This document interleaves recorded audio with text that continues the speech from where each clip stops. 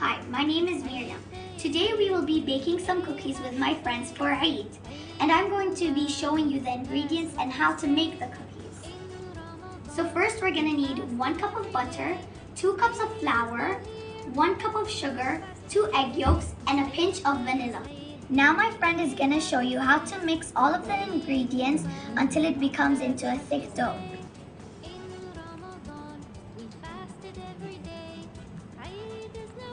We spread it.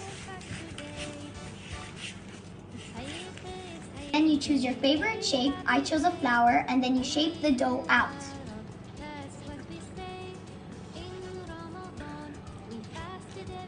We put our flowers into the oven on a baking sheet at 180 degrees for 10 minutes. It should look like this. Not only we baked cookies, we baked muffins and a cake, and we're going to be decorating them now. Eid is now here, and we don't fast today. It's Eid day, it's Eid day, a happy day.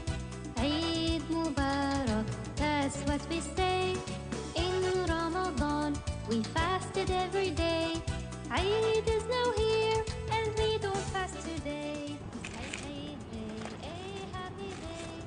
Eid Mubarak, that's what we say. In Ramadan.